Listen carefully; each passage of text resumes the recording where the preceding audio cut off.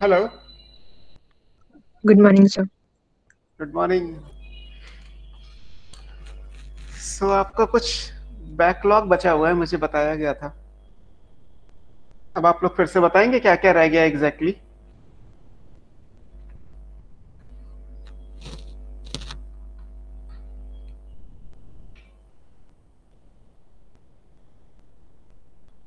Sir biological classification में हम्म। Slime malls तक पढ़ा दिया था। अच्छा, पूरा फंगी बचा हुआ है बेसिकली। Yes sir. और और प्लांट किंगडम में ब्रायोफाइटा के पहले वाला एल्गे। ओके, ब्रायो से पहले वाला एल्गी, ब्रायो के आगे का कर और लिया आपने, है ना? हाँ यस सर। ओके ओके, तो ठीक है, फिर हम फंगी से स्टार्ट करते हैं, है ना? बायोलॉजिकल क्लासिफिकेशन में फर्स्ट टॉपिक आपका फंगी ही है जितना हो सकता है वो देखते हैं, है ना? किस सर लाइन? हमारी हाँ सर बोलो। हमारी क्लास तो नहीं है ना आज। क्या ये सब हो गया हमारा? आपका हो गया तो आप एग्जिट कर सकते हो। ओके। जिन लोगों का बैकलॉग है उन्हीं की क्लास है बेसिकली, है ना? सो हमें किंगडम फंगी बेसिकली कंप्लीट करना है, क्योंकि एल्गी तो छोटा सा टॉपिक है, एल्गी में ज्यादा टाइम नहीं लगेगा। फंगी करते हैं फिलहाल, बायोलॉजिकल क्लासिफिकेशन में किंगडम फंगी।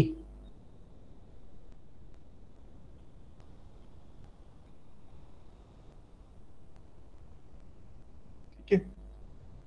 और अगर हम फंगी को डिफाइन करें, क्योंकि आपने इससे पहले आर एच वेटेकर का 5 किंगडम क्लासिफिकेशन पढ़ा होगा, जिसमें किंगडम फंगी बनाया गया था, है ना? तो fifth kingdom in 5 kingdom classification was fungi. और फंगी को बनाने का जो क्राइटेरिया था बेसिकली वो न्यूट्रिशनल बेस पे प्लांट से अलग किया गया, बिकॉज प्लांट का न्यूट्रिशन ऑटोट्रॉफिक है एंड फंगी का न्यूट्रिशन हेट्रोट्रॉफिक है। बाकी सिमिलर करेक्टर्स है लाइक फंगी, प्लांट और एनिमल, अगर हम तीनों में देखें तो मल्टी सेलुलर तो तीनों ही है। So all are multi cellular, exception अभी छोड़ देते हैं, अभी हम सिर्फ जनरल डेफिनेशंस पे चलते हैं। मल्टी सेलुलर है, यूकैरियोटिक है। ठीक है। अब इसके बाद, क्योंकि फंगी में न्यूट्रिशन तो हेट्रोट्रॉफिक है, जो एनिमल के जैसा है, बिकॉज प्लांट में तो ऑटोट्रॉफिक होता है। सो ये हेट्रोट्रॉफिक ऑर्गेनिज्म है। Heterotrophic means derive nutrition from other sources. Hetero means different, trophic means food level. तो इनका फूड लेवल डिफर कर सकता है, they may be parasitic, may be saprotrophic, may be symbiotic. तो हेट्रोट्रॉफिक मोड ऑफ न्यूट्रिशन है। Fungi green colour की हो सकती है, but that green colour is not because of chlorophyll, क्योंकि नॉर्मली हम यही मानते हैं कि अगर कोई प्लांट लाइक स्ट्रक्चर है और वो ग्रीन कलर का दिखाई दे रहा है तो क्लोरोफिल की वजह से होगा। सो फंगी ग्रीन हो सकती है बट क्लोरोफिल कभी नहीं होगा। सो दे आर ए क्लोरोफिलस, इनमें क्लोरोफिल नहीं होगा। ठीक है। फिर ये तो एनिमल करेक्टर हो गया बेसिकली, क्योंकि हेट्रोट्रॉफिक और ए क्लोरोफिल, किसी एनिमल में क्लोरोफिल नहीं होता और एनिमल ऑटोट्रॉफिक नहीं होते। लेकिन एनिमल मूव कर सकते हैं, एनिमल्स लोकोमोशन शो करते हैं। फंगी नॉन लोकोमोटरी है ना? तो ये नॉन लोकोमोटरी होना ये प्लांट करेक्टर हो गया बेसिकली, इनमें लोकोमोशन नहीं होता, है ना? और मोस्ट ऑफ द कैरेक्टर में अगर हम न्यूट्रिशन को हटा दें, nutrition is heterotrophic A chlorophyllous, अगर इस बात को हटा दें तो फंगी स्ट्रक्चरली अगर देखा जाए या रिप्रोडक्शन के पॉइंट ऑफ व्यू से देखा जाए तो वो प्लांट से रिजेंबल करती है। प्लांट में वो एल्गी के साथ थी, जब तक फंगी को सेपरेट किंगडम नहीं बनाया गया था तब तक वो प्लांट में एल्गी के साथ थी। तो इन दैट केस ये स्पोर फॉर्मेशन करती है, स्पोर प्रोड्यूसिंग ऑर्गेनिज्म है। एल्गी भी स्पोर बनाते हैं, फंगी भी स्पोर बनाते हैं, बट एल्गी ऑटोट्रॉफिक है और फंगी हेट्रोट्रॉफिक है। एल्गी भी मल्टीसेलुलर यूकैरियोटिक नॉन लोकोमोटरी है, फंगी में भी यही चीज कॉमन है। So they usually reproduces by spores. Spores asexual sexual दोनों तरीके से हो सकते हैं, वो डिपेंड करता है। अभी हम देखेंगे अलग अलग टाइप के स्पोर्स फंगी में एग्जिस्ट करते हैं। क्लियर? तो ये तो फंगी की जनरल डेफिनेशन हो गई कि they are multicellular eukaryotic heterotrophic achlorophyllous non locomotory spore producing organism. अब आते हैं फंगी के कैरेक्टर्स पे चलते हैं। तो फंगी को अगर हम सबसे पहले फंगी में हैबिटेट की बात कर ले, फंगी आपको कहाँ मिलेंगी? फंगी भी लाइक बैक्टीरिया, ये टेम्परेचर और मॉइस्चर लविंग है, so they prefer to grow in moist and warm places.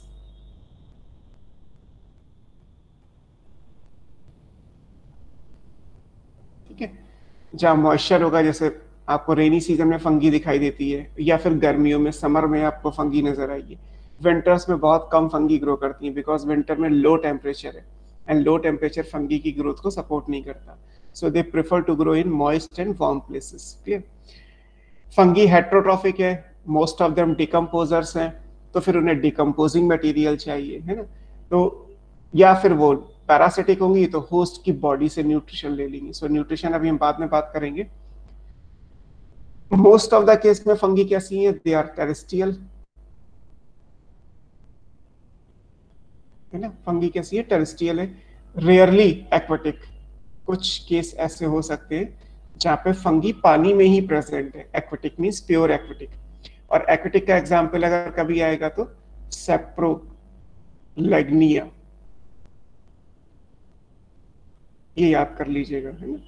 सेप्रोलैग्निया एक एक्वेटिक फंगी है ना? आपकी बुक में नहीं है, एनसीईआरटी में, बट फिर भी आप एक्वेटिक फंगी के एग्जाम्पल में सेप्रोलैग्निया याद कर सकते हैं। ये फिशेस में डिजीज कॉज करती है, पैरासिटिक फंगी है। तो फिश क्योंकि प्योरली एक्वेटिक होती है, दैट्स व्हाई फंगी भी प्योरली एक्वेटिक है। हालांकि कुछ स्पेशल टाइप की भी हैबिट हो सकती है। Sometimes they grow on cattle Dang, NCERT में आगे दिया है, ग्रो ऑन कैटल डंग। अगर कैटल डंग पे ग्रो करती हैं तो उन्हें कॉप्रोफिलस फंगी कहते हैं, कॉप्रोफिलस फंगी, है ना? जैसे इसके एग्जाम्पल में हो तो एस्कोबोलस, ये फंगी का नाम है। पेजाइजा, ये भी फंगी का नाम है। तो ये कॉर्पोफिलस फंगी कहलाती है, विच ग्रो ऑन कैटल डंग, है ना? आगे भी हम पढ़ेंगे। कुछ ऐसी होती हैं जो हमारी स्किन पे, हमारे हेयर्स के बीच में, जैसे डेंड्रफ है तो फंगल इन्फेक्शन भी होता है डेंड्रफ। कई बार ड्राइनेस होती है, स्कैल्प की फॉर्म में स्किन निकल रही है, दैट इज ऑल्सो डेंड्रफ। वो ड्राइनेस है आपकी स्किन की। बट समटाइम्स फंगल इन्फेक्शन भी हो सकता है, फंगल डेंड्रफ भी होती है। तो अब डेड स्किन में स्किन की प्रोटीन कौन सी है, या हेयर की प्रोटीन कौन सी है? केराटिन। तो ऐसी फंगी भी है जो केराटिन पे फीड करती है, चाहे वो स्किन से मिले या वो हेयर से मिले। तो जैसे रिंग वॉर्म कॉज करने वाली फंगी है, या जो डेंड्रफ कॉज करने वाली फंगी है वो। So they grow on skin, hair, nails, है ना? एनिमल्स में होंगे तो हूफ, जो उनके कैटल्स के खुर होते हैं, उन सब पे ग्रो करती है। तो इनको बोलते हैं केराटिनोफिलस, केराटिन पे ग्रो कर रही है, केराटिनोफिलस फंगी, है ना? अब इसमें एग्जांपल आगे आप पढ़ोगे, ट्राइकोडर्मा, जो रिंग वॉर्म, दांत, खाज, खुजली, जो भी आप समझ लीजिए, रिंग वॉर्म कॉज करने वाली फंगी ट्राइकोडर्मा है। और ये केराटिनोफिलस है क्योंकि ये स्किन या हेयर पे ग्रो करती है।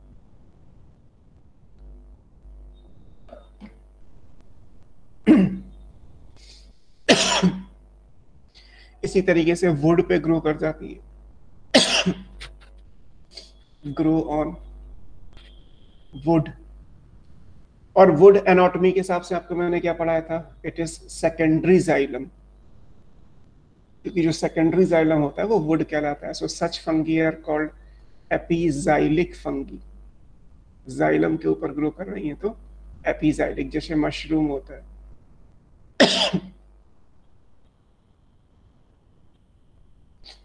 तो ये स्पेशल टाइप की हैबिट में याद कर सकते हैं। एक्वेटिक है तो सेप्रोलिग्निया, केराटिनोफिलस है तो ट्राइकोडर्मा, एपीजाइलिक पूछा गया तो मशरूम्स। और अगर आपसे कहा जाए कि आप पेजाइजा या एस्कोबोलस, जो कैटल डंग पे ग्रो करती है, तो वो भी ले सकते हैं। So these are the few special type of habitat. Now इनका स्ट्रक्चर कैसा है फंगी का? इस स्ट्रक्चर में एक्सेप्शनली तो सिंगल सेल की है, यूनिसेलुलर, जैसे आगे आप ईस्ट पढ़ोगे, है ना, ईस्ट एक सिंगल सेल का फंगी है, ये मल्टी सेल वाली डेफिनेशन में फिट नहीं होता, है ना। तो ये तो एक एक्सेप्शन वाला केस हो गया। इसके अलावा रेस्ट ऑल अगर हम कहें तो अभी हमने लिखा कि वो मल्टी सेलुलर होंगी। अब जब वो मल्टी सेलुलर होती है तो फिर इनका क्या बनता है, इनका जो स्ट्रक्चर होता है वो कैसा होता है, थैलॉइड। थैलॉइड का मतलब होता है एक ऐसा स्ट्रक्चर जिसमें रूट स्टेम लीफ ना हो, नॉट हैविंग ट्रू। ट्रू का मतलब है जो डेफिनेशन आपने मॉर्फो में पढ़ी है कि रूट स्टेम और लीफ को कैसे डिफाइन करते हैं। तो अगर किसी प्लांट के स्ट्रक्चर में रूट स्टेम लीफ नहीं है तो ऐसे स्ट्रक्चर को थैलॉइड बोला जाता है, थैलस बोलते हैं ना, दिस इज कॉल्ड थैलस। जैसे एल्गी में भी थैलस होगा, एल्गी में भी रूट स्टेम लीफ नहीं होती। फिर ब्रायो में आपने पढ़ा है कि ब्रायो में लीफ बन जाती है, रूट स्टेम तो नहीं होता। Pteridophyte onward root stem leaf है, टेरिडो, जिम्नो, एंजियो, इन सब में रूट और स्टेम होती है। So rest all are multicellular thalloid organism. अब इस थैलस को कहते क्या है, दिस थैलस इज कॉल्ड, इसको एक नाम दिया गया माइसीलियम। इसे क्या बोलते हैं, माइसीलियम। तो फंगी का जो स्ट्रक्चर है वो क्या कहलाता है, माइसीलियम कहलाता है। इसमें जो यूनिट स्ट्रक्चर होंगे, their unit are called hyphae, plural है तो हाइफी, सिंगल है तो hypha. So units are called hyphae. जैसे मान लीजिए आपने कॉटन ले लिया तो लाइक ये स्ट्रक्चर है ना, तो ये पूरा माइसीलियम है ना? बहुत सारे धागे हैं जो माइसीलियम बना रहे हैं, तो ये पूरा का पूरा माइसीलियम है। इसमें से जो एक थ्रेड लाइक स्ट्रक्चर होगा, so this one is hyphae and this one is mycelium, है ना। तो हाइफी हो गया एक स्ट्रक्चर। जैसे आप थोड़ी सी कॉटन को लेके ना पानी में डिप कर दीजिए, या आपने मशरूम तो देखा ही होगा, नहीं तो ले आइए मार्केट से मशरूम को, आप अलग अलग, मशरूम पूरा माइसीलियम है। फिर मशरूम को जब आप तोड़ोगे तो आपके लिए नेकेड आई से तो पॉसिबल नहीं है कि आप मशरूम का एक एक धागा अलग कर सको, लेकिन माइक्रोस्कोप से किया जा सकता है। तो फिर भी आप मान लीजिए कि मशरूम का अगर मैं पतले से पतला धागा निकाल पाया तो वो हाइफी होगा, और जो पूरा का पूरा मशरूम है वो माइसीलियम को रिप्रेजेंट करता है। तो फंगी का जो प्लांट बॉडी है उसमें रूट स्टेम लीफ नहीं होती, इसलिए वो थैलॉइड स्ट्रक्चर है, उसको स्पेशल नेम दिया गया, that name is mycelium, made up of interconnected unit structure, जिन्हें हाइफी बोला जाता है। अब फंगी में जो आगे आप क्लासेस पढ़ोगे उसमें माइसीलियम अलग अलग क्लास में अलग अलग है। फंगी को क्लासिफाई करने में माइसीलियम एक इंपॉर्टेंट क्राइटेरिया है। On the basis of nature of mycelium fungi को अलग अलग क्लास में रखा गया। तो किस क्लास में कैसा माइसीलियम होता है हम ये पढ़ते हैं, माइसीलियम के टाइप्स क्या क्या हैं। तो अगर आप माइसीलियम के टाइप पढ़ेंगे, लाइक जैसे ये माइसीलियम है, कोई भी एक माइसीलियम मान लीजिए, है ना, इसका यूनिट होगा तो क्या कहलाएगा, हाइफी। अब माइसीलियम ब्रॉडली कैटेगरी कहेंगे तो दो टाइप का माइसीलियम होता है। अब पहले ऐसे समझिए, मान लीजिए मैंने हाइफी बनाया, क्योंकि मैं डायग्राम के हिसाब से एक ही बना रहा हूँ, ये एक हाइफी है, मल्टी सेल का है तो उसमें सेल भी होंगी लाइक दिस। तो इस तरीके से आपको सेल नजर आएंगी, सेल में न्यूक्लियस भी होगा, है ना। तो यहाँ पे आप देखोगे तो ये जो वर्टिकल लाइन बनी है, ये लाइन क्या है, ये सेप्टा है। सेप्टा मतलब पार्टीशन, सिंगल होगा तो सेप्टम। ये एक सेल को दूसरी सेल से अलग करने के लिए यहाँ पे एक मैंने वर्टिकल लाइन बना रखी है, that line is called septa. Plural है तो सेप्टा, सिंगुलर है तो सेप्टम। तो इसका मतलब है कि फिर ये माइसीलियम कैसा कहलाएगा, ये कहलाएगा सेप्टेट माइसीलियम, है। सेप्टा प्रेजेंट है तो क्या कहलाएगा, सेप्टेट माइसीलियम। और जब सेप्टेट होगा तो हर एक सेल के अंदर एक न्यूक्लियस आएगा, तो सेप्टेट भी कह सकते हो, यूनी न्यूक्लिएट, यूनी मतलब वन, सर आप कौन सा न्यूक्लिएट। चैप्टर करा रहे हो या फिर रिवीजन करवा रहे हो? बेटा मैं तो फंगी करा रहा हूँ, आप किस बैच के हैं और आपके लिए क्या वैलिड है वो आप देख लो। बायोलॉजिकल क्लासिफिकेशन में कुछ बच्चों का फंगी बचा हुआ है, तो अगर आप उनमें से हैं तो आप फंगी पढ़ लीजिए, अगर आपको रिवाइज करना है तो रिवाइज कर लीजिए, एग्जिट करना चाहे तो कर सकते हैं, क्योंकि मुझे नहीं पता कि आप में से किस बच्चे का कितना है। कुछ बच्चों का जो बचा हुआ है बैकलॉग वो हो रहा है फिलहाल।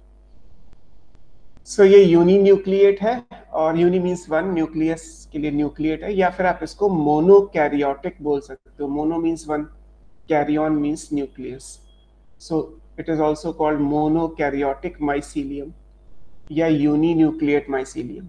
और क्योंकि पार्टीशन है तो सेप्टेट माइसीलियम हो गया। ऐसा आपको मिलेगा हायर फंगी में। एग्जाम्पल क्या है? Higher fungi. हायर फंगी कौन सी है अभी हम देखेंगे, है ना? जो लोअर फंगी होती हैं उनमें एक्चुअली क्या होता है, उनमें ये पार्टीशन नहीं होता। अगर पार्टीशन नहीं होगा तो सारी सेल्स का जो साइटोप्लाज्म है वो एक जैसा हो जाएगा और उसमें बहुत सारे न्यूक्लियाई आ जाएंगे। मान लीजिए इनके बीच में अगर मैं लाइन नहीं बनाऊंगा तो आपको यहां से लगेगा कि एक कॉमन साइटोप्लाज्म जिसमें मल्टी न्यूक्लिएट कंडीशन है। तो क्योंकि इसमें सेप्टा नहीं है इसलिए ये कहलाता है एसेप्टेट माइसीलियम। अगर ये सेप्टेट है तो ये क्या कहलाएगा? एसेप्टेट कहलाएगा। अब एसेप्टेट है, पार्टीशन नहीं है, तो फिर ये मल्टी न्यूक्लिएट हो गया,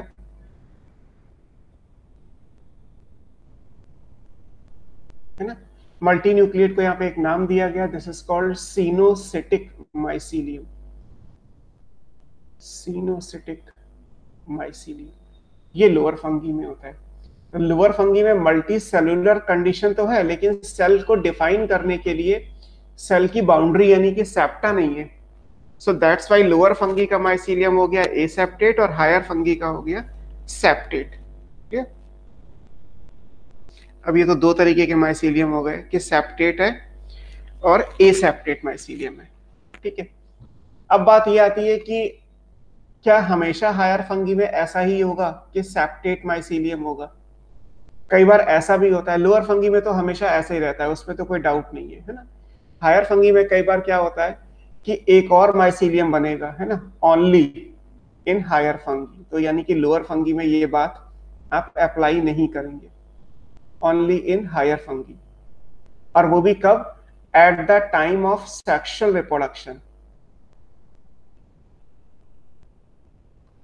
अगर सेक्सुअल रिप्रोडक्शन नहीं हो रहा है तो भी ये लाइन नहीं आएगी। हायर फंगी में केवल सेक्सुअल रिप्रोडक्शन के टाइम पे एक ऐसा माइसीलियम भी बनेगा जिसमें हर सेल के अंदर दो न्यूक्लियस होंगे। जैसे अभी मैंने एक न्यूक्लियस बनाया मोनोकैरियोटिक, यहां पे क्या है, हर एक सेल के अंदर दो न्यूक्लियस है, लाइक दिस। तो ये कैसा माइसीलियम कहलाएगा? ये कहलाता है डाइकैरियोटिक माइसीलियम। बट ये केवल हायर फंगी में बनेगा, और हायर फंगी में भी तब बनेगा जब हायर फंगी सेक्सुअल रिप्रोडक्शन में एंटर कर जाएगी। अगर हायर फंगी एसेक्सुअल रिप्रोडक्शन में है तो डाइकैरियोटिक नहीं बनेगा, फिर तो ये मोनोकैरियोटिक जैसा है वैसा ही रहेगा। तो तीन तरीके के माइसीलियम हो गए, एक तो एसेप्टेट जो लोअर फंगी में है ऑलवेज, और एक सेप्टेट में मोनोकैरियोटिक, और एक सेप्टेट में डाइकैरियोटिक। ये भी सेप्टेट है, पार्टीशन यहाँ भी है, this is also septate. But septate में यहाँ पे एक सेल में दो न्यूक्लियस है और यहाँ पे एक सेल में एक न्यूक्लियस है। तो या तो यूनिन्यूक्लिएट मोनोकैरियोटिक सेप्टेट होगा या डाइकैरियोटिक सेप्टेट होगा। Monokaryotic septate, dikaryotic septate. Monokaryotic septate हमेशा रहेगा चाहे सेक्सुअल रिप्रोडक्शन हो या ना हो, बट डाइकैरियोटिक केवल तभी बनेगा जब सेक्सुअल रिप्रोडक्शन होगा।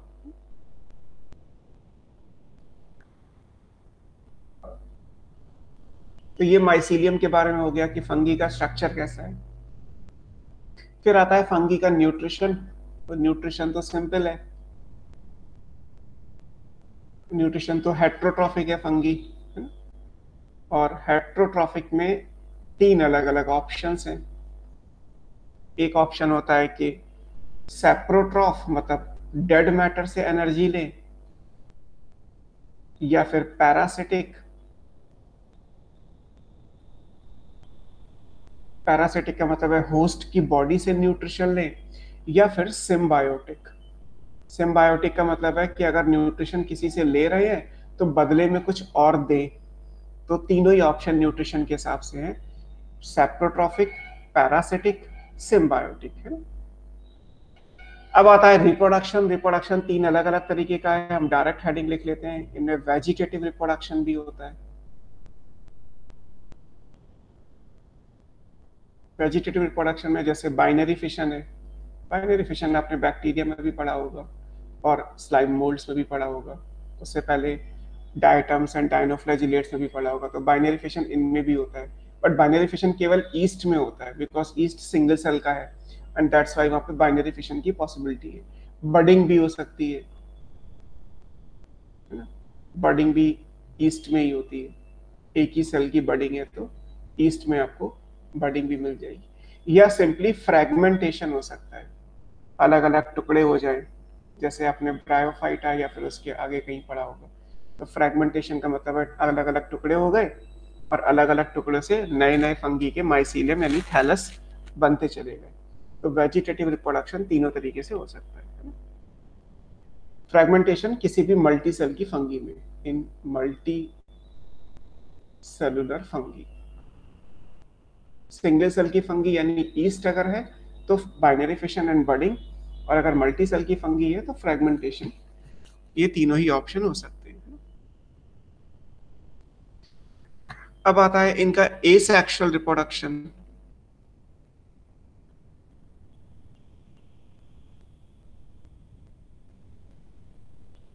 ठीक है, एसेक्सुअल रिप्रोडक्शन का मतलब अलग अलग स्पोर बनेंगे, जो अभी आपने लिखा स्पोर प्रोड्यूसिंग ऑर्गेनिज्म।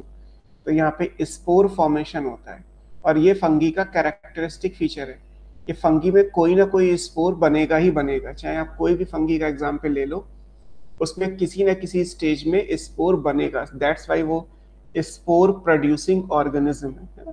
तो स्पोर फॉर्मेशन इज मस्ट। अब स्पोर अलग अलग कंडीशन में अलग अलग बनते हैं। जैसे हम यहाँ पे जो पढ़ने वाले हैं वो बनेंगे इन फेवरेबल कंडीशन, जब कंडीशन फेवरेबल होगी। तो फेवरेबल कंडीशन में तीन तरीके के स्पोर्स हो सकते हैं, है ना? कौन कौन से स्पोर्स हैं? पहला जो स्पोर है वो कहलाता है जू स्पोर। जू स्पोर एल्गी में भी होता है,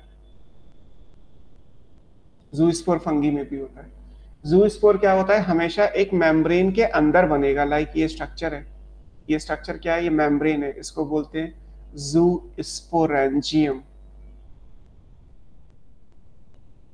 और इनके अंदर पियर शेप फ्लैजिलेटेड फ्लैजिला वाले, इनमें फ्लैजिला सब में होता है ना? जू स्पोर का कैरेक्टरिस्टिक ये सब जू स्पोर है।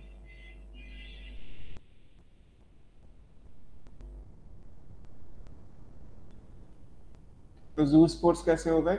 ये मोटाइल है, मूव कर सकते हैं। मोटाइल के लिए स्ट्रक्चर क्या है? फ्लैजिला। सो मोटाइल फ्लैजिलेटेड है, ठीक है। और मेम्ब्रेन के अंदर बने तो क्या कहलाएगा? Endogenously produced.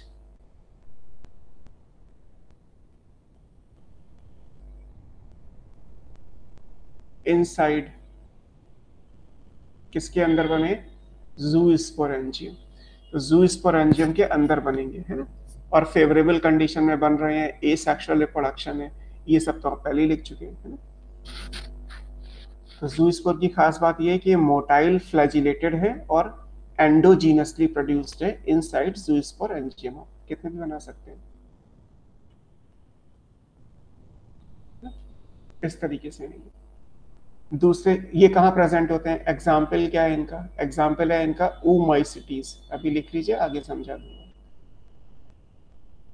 oomaisites के मेंबर जो है उनमें जू स्पोर का फॉर्मेशन होता है। दूसरा क्या है? दूसरे कहलाते हैं ए प्लानोस्पोर।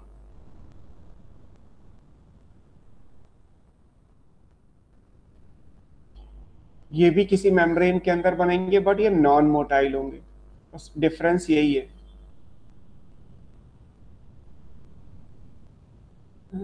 ये स्पोर्स है और ये जो मेम्ब्रेन है वो ए प्लानोस्पोरेंजियम या सिंपल स्पोरेंजियम भी बोल सकते हो।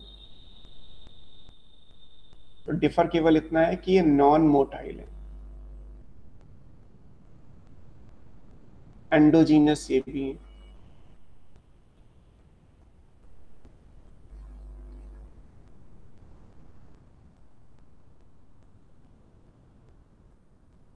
endogenously produced inside a planosporangium. ये कहाँ बनते हैं? ये बनते हैं जाइगोमाइसिटीज में।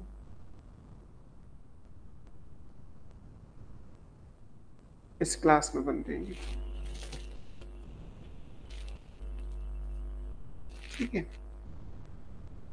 तो ज़ूस्पोर्स हो गया और एप्लानोस्पोर्स हो गया, दोनों ही एसेक्सुअल हैं, दोनों ही फेवरेबल कंडीशन में बने, दोनों ही एंडोजीनस है, बट डिफर केवल ये कर रहा है कि एक मोटाइल है और एक नॉन मोटाइल है। मोटाइल का एग्जांपल oomacetes, नॉन मोटाइल का एग्जांपल ज़ाइगोमाइसिटीज, है ना। एग्जांपल और कंडीशंस जो है वो सब याद रखिएगा, है ना। तीसरे टाइप के जो स्पोर्स बनते हैं उन्हें बोलते हैं कोनिडियोस्पोर या सिंपल कोनिडिया बोल सकते हैं।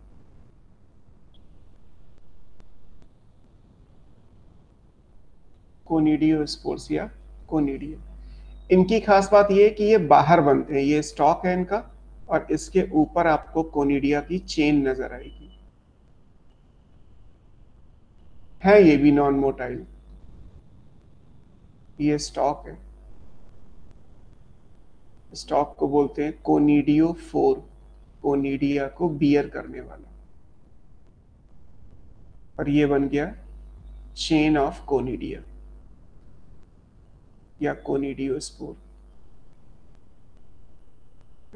तो इनकी खास बात यह है कि ये भी नॉन मोटाइल है, बट अब डिफर करेगा, ये एक्सोजीनसली प्रोड्यूस्ड है, बाहर बने, exogenously produced on the stock called conidiophore. तो ये कोनिडिया जो है वो कोनिडियोफोर के बाहर यानी ऊपर बने, और बाकी जो थे वो अंदर बने। और कोनिडियोस्पोर्स या कोनिडिया कहाँ प्रेजेंट होते हैं? ये हायर फंगी में है। हायर फंगी में अब मैं लिख देता हूँ, यहाँ पे 3 क्लास आप पढ़ोगे। एक एस्कोमाइसिटीज है, एक बैसिडियोमाइसिटीज क्लास है,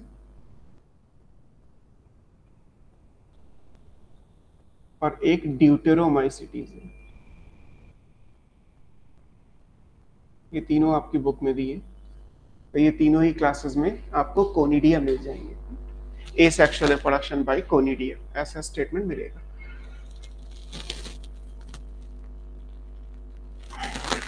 क्लियर? तो ये हो गया एसेक्सुअल रिप्रोडक्शन के बारे में, कि एसेक्सुअल रिप्रोडक्शन फंगी में कैसे होता है ना। अब आते हैं सेक्सुअल रिप्रोडक्शन पे।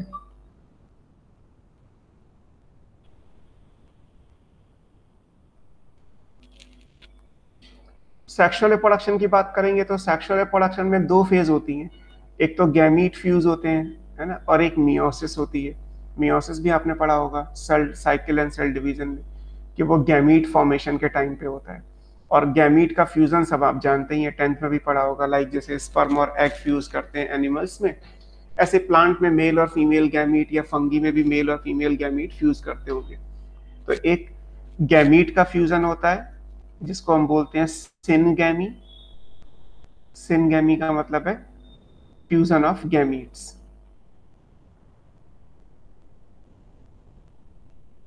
बेसिकली फ्यूजन होता है सिनगैमी का, बट ऑफ कोर्स अंडरस्टूड है कि गैमीट ही फ्यूज करेंगे। और एक चीज चाहिए, मियोसिस। मियोसिस आप जानते ही हैं, है ना। जब गैमीट का फ्यूजन होगा तो 2 गैमीट जब फ्यूज करेंगे तो पहले उनका साइटोप्लाज्म फ्यूज करता है, उसको बोलते हैं प्लाज्मोगैमी।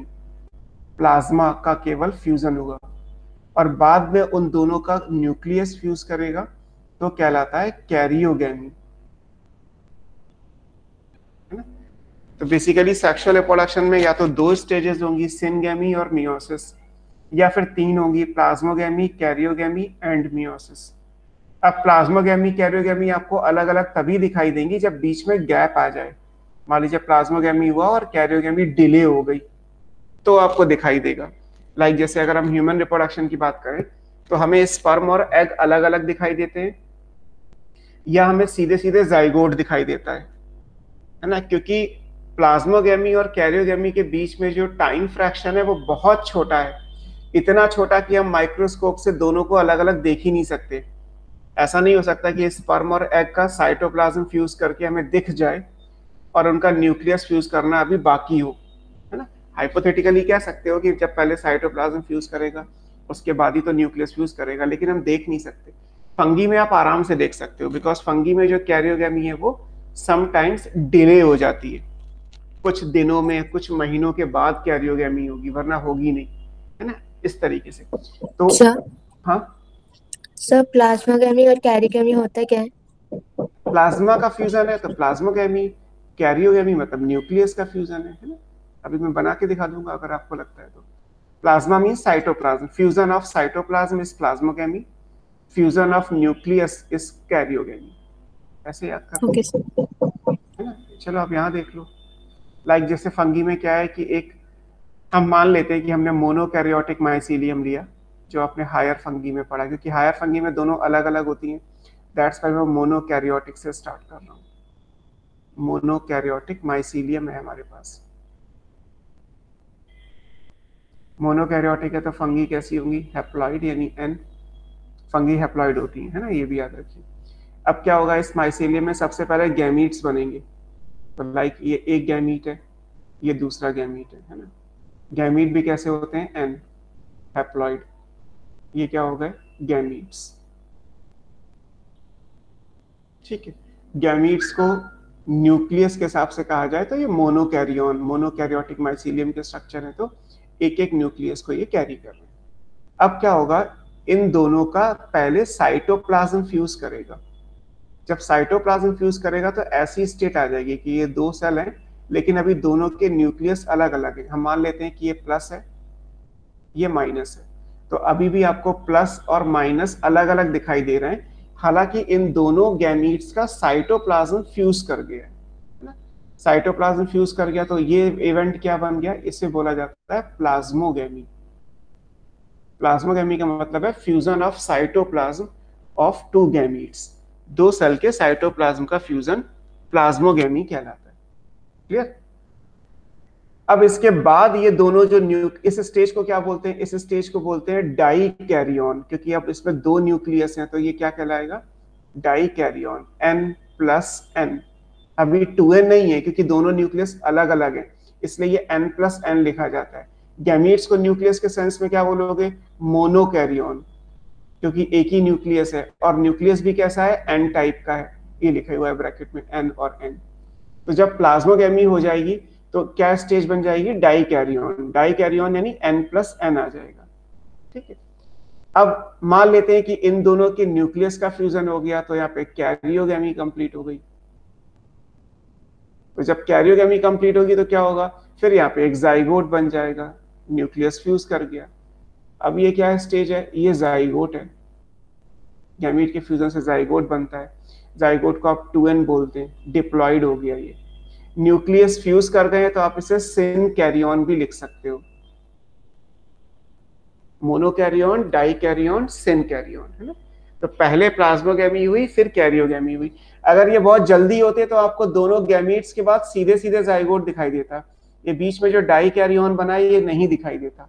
जैसे अगर स्पर्म और एग की बात करें ह्यूमन में, तो डाई कैरियन नहीं दिखाई देगा हमें, हमें सिर्फ गैमीट्स यानी स्पर्म और एग और सीधे सीधे जाइगोट यही दिखाई देगा, क्योंकि ये बहुत कम टाइम में, मिली सेकेंड का भी मिली सेकेंड अगर ले लो आप, माइक्रो सेकेंड, उतने टाइम में कंप्लीट हो जाता है। लेकिन फंगी में तो ये कई दिनों तक ऐसे ही रहता है, डाई कैरियन, आगे का काम होगा नहीं, यहीं पे रुक गया।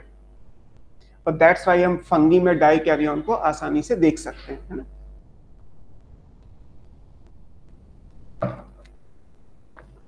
अब क्या करना है, तीसरा इवेंट है मियोसिस।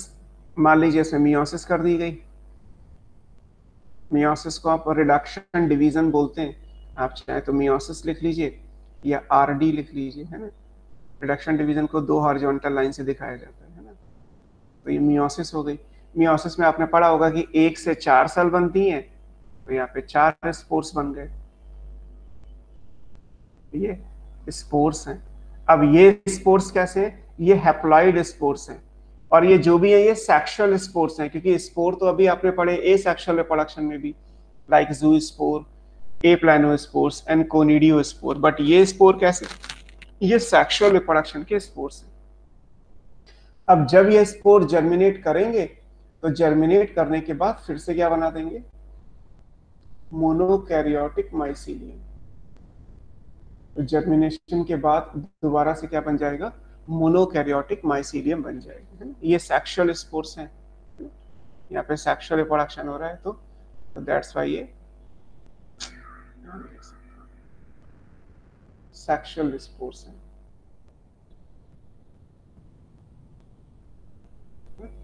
ये याद रखिएगा, ठीक है। तो इस तरीके से मोनोकैरियोटिक माइसीलियम से गैमीट्स बने, डाई कैरियन हुआ, फिर सिन कैरियन हुआ, और फिर मियोसिस के बाद स्पोर्स अलग अलग हो गए। स्पोर जर्मिनेट कर जाएंगे और एक नया माइसीलियम बना देंगे।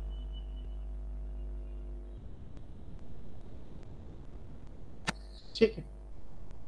अब यहाँ ये भी इंपॉर्टेंट है, अभी हमने बात की थी कि अगर हायर फंगी है तो हायर फंगी के अंदर डाई कैरियोटिक माइसीलियम भी होता है। सेक्सुअल रिप्रोडक्शन के टाइम पे एक स्पेशल टाइप का माइसीलियम बनेगा जो डाई कैरियोटिक माइसीलियम है। तो अब ये डाई कैरियोटिक माइसीलियम कैसे आएगा, उस पे आते हैं। डाई कैरियोटिक माइसीलियम के लिए हमें क्या क्या चाहिए होगा,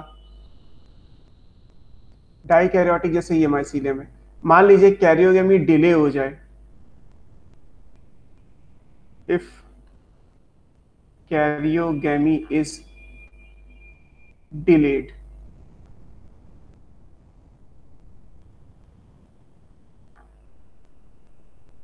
अगर ये डिले हो गई तो यहां से क्या बन जाएगा, एक माइसीलियम बनेगा जिसकी हर एक सेल में 2 न्यूक्लियस होंगे। अभी हमने डाई कैरियोटिक माइसीलियम पढ़ा था फंगी के स्ट्रक्चर में। सो ये डाई कैरियोटिक है, N+N ऑलवेज, क्योंकि ये भी कैसा था N+N, ये एक सेल थी। अब बनेगा माइटोसिस से ही, क्योंकि एक से बहुत सारी सेल्स बननी है, क्रोमोसोम का नंबर चेंज नहीं होना है, तो माइटोसिस ही होगी। बट अगर कैरियोगेमी डिले हो जाए तो ये ऑप्शन आएगा डाई कैरियोटिक माइसीलियम के बनने का। हालांकि डाई कैरियोटिक माइसीलियम में कभी ना कभी तो कैरियोगेमी होनी ही है, तो ये बन गया, ये बन के फिर डाई कैरियन से डाई कैरियन बनते जाएंगे, बहुत सारे डाई कैरियन बन के तैयार हो जाएंगे। एट लास्ट कभी ना कभी तो फिर यहाँ से जो है वो कैरियोगेमी कंप्लीट होगी, फिर कैरियोगेमी के बाद फिर वापस जो है वो स्पोर्स बनेंगे, और फिर स्पोर्स जब जर्मिनेट करेंगे तो फिर वापस मोनोकैरियोटिक बनाएंगे, और फिर मोनोकैरियोटिक से वापस गैमीट्स बनेंगे, फिर प्लाज्मोगेमी होगी, फिर ये। तो ये जो अलग कलर से बनाया ब्लैक कलर से, वो इसलिए कि इन केस अगर कैरियोगेमी डिले हो गई, ये वाला पॉइंट इंपॉर्टेंट है, तो डाई कैरियोटिक माइसीलियम हमेशा बनेगा। अगर नहीं डिले हुआ तो बाहर वाला मान लीजिए रेड वाला, जैसे लोअर फंगी में क्या होता है कि डाई कैरियोटिक बनता ही नहीं है। अभी आपने स्ट्रक्चर में लिखा कि लोअर फंगी के अंदर तो एक ही माइसीलियम है, लेकिन हायर फंगी में 2 माइसीलियम है, एक मोनोकैरियोटिक और एक डाई कैरियोटिक। और डाई कैरियोटिक तब बनेगा जब सेक्सुअल रिप्रोडक्शन होगा। तो सेक्सुअल रिप्रोडक्शन के टाइम पे अगर कैरियोगेमी डिले हो गई तो डाई कैरियोटिक माइसीलियम बनने का ऑप्शन आ जाएगा। क्लियर? Yes sir. तो ये हो गया फंगी का सेक्सुअल रिप्रोडक्शन।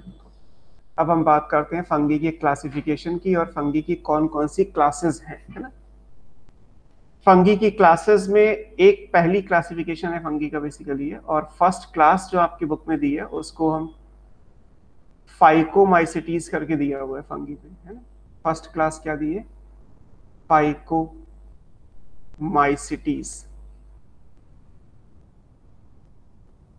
ये फाइको का मतलब एल्गी होता है बेसिकली, और mycetes denotes class of fungi, तो निक नेम में इनको आप एल्गल फंगी कह सकते हो। ये एल्गी से रिजेम्बलेंस को शो करती है, सो दैट्स व्हाई एल्गल फंगी कहलाती है। अब इसी फाइकोमाइसिटीज में अगर आप थोड़ा सा आगे करके पढ़ो तो फाइकोमाइसिटीज में 2 अलग अलग सब क्लासेस हैं। आपकी बुक में सब क्लास करके नहीं दिया हुआ है, कॉमन करके दिया हुआ है, बट मैं सब क्लास इसलिए पढ़ा रहा हूँ क्योंकि नीट में सब क्लास करके क्वेश्चन पूछा गया। So one is called oomaicities, अभी हमने लिखा था oomaicities के बारे में। Another is called zygomaicities।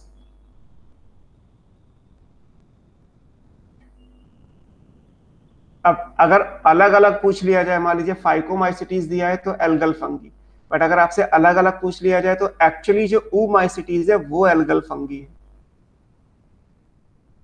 और एल्गी एक्वेटिक होती है, सो दैट्स वाई इन्हें आप एक्वेटिक फंगी भी कह सकते हो। AQ एक्वेटिक के लिए लिखा हुआ है। और जो जाइगोमाइसिटीज है इनको बोला जाता है कॉन्जुगेशन फंगी।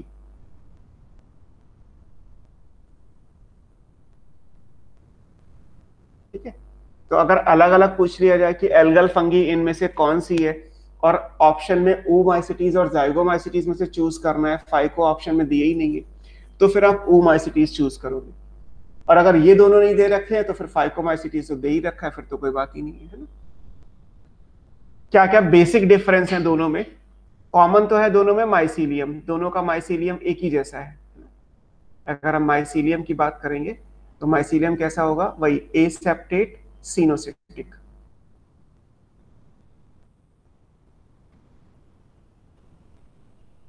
यहां भी सेम रहेगा, है ना।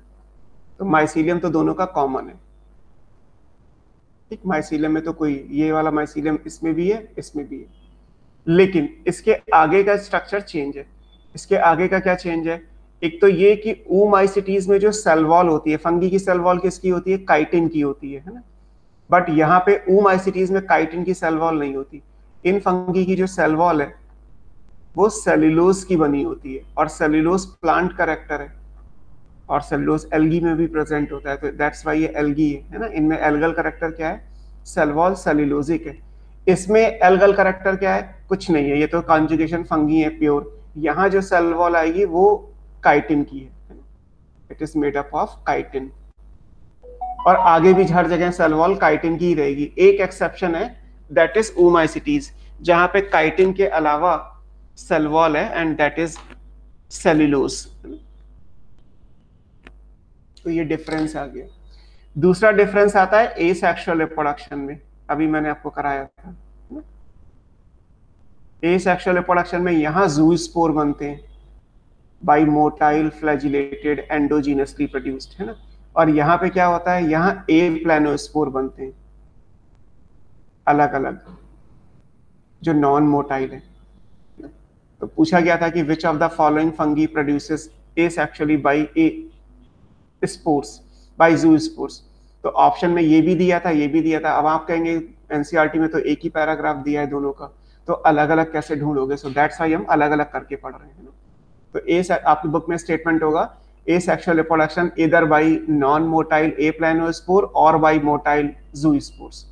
तो एक ही साथ लिख दिया। अगर अलग अलग करके पूछा जाए कि ज़ूस्पोर किसमें है और एप्लानोस्पोर किसमें है, या मोटाइल और नॉन मोटाइल किसमें है, तो उस चीज के लिए आप दोनों को अलग अलग भी पढ़ रहे हो, अलग अलग भी आंसर कर सकते हो। तो एसेक्सुअल रिप्रोडक्शन में आपको ये याद रखना है। फिर आते हैं इनके एग्जाम्पल्स कौन कौन से हैं। एग्जाम्पल में ये इंपॉर्टेंट है कि oomaicites के जो मेंबर होते हैं they are obligate parasites. Obligate parasites का मतलब होता है they can survive only in presence of host. अगर होस्ट नहीं है तो पैरासाइट सर्वाइव नहीं करेगा। ऐसे पैरासाइट को ऑब्लिगेट पैरासाइट को कहते हैं ना। Only survive in presence of host.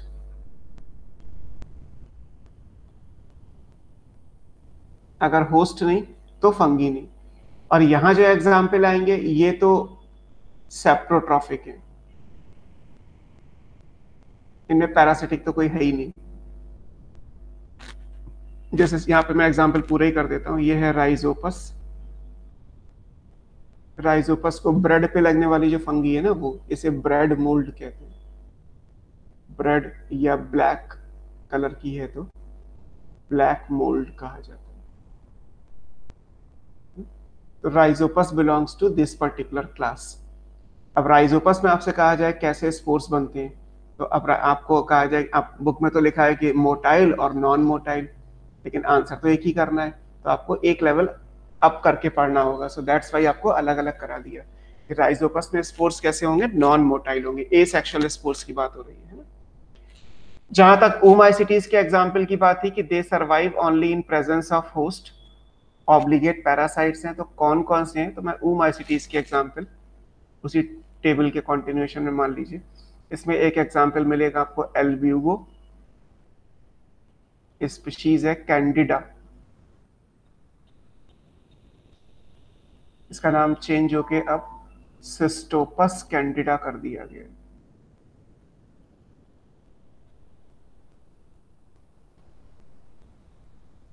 This cause white rust of crucifer. Crucifer का मतलब है जैसे मस्टर्ड होते हैं उस टाइप के प्लांट, सरसों है ना, ब्रेसिका जिसे आप बोलते हैं। तो क्रूसीफेरी फैमिली, जैसे हमने पुराने नाम के हिसाब से, ब्रेसी किसी नया नाम है, पुराना क्रूसी। तो क्रूसीफर्स में जो वाइट रस्ट डिजीज होती है उसको कॉज करने वाले जो फंगी है वो क्या है, एल्ब्यूगो कैंडिडा है ना। सिस्टोपस कैंडिडा भी इसका नाम है ना? दूसरा एग्जाम्पल अगर आप लिखेंगे तो जो इंपॉर्टेंट है वो है फाइटोफथोरा इनफेस्टेंस। फाइटोफथोरा इनफेस्टेंस ये कॉज करता है लेट ब्लाइट ऑफ पोटैटो।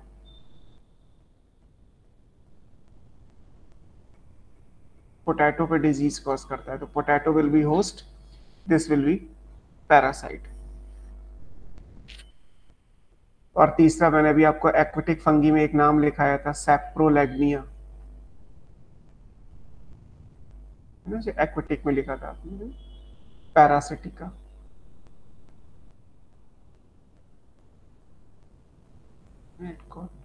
ये कॉज करता है, डिजीज का नाम भी यही रखा गया है, सैप्रोलैग्नियासिस इन फिशेस।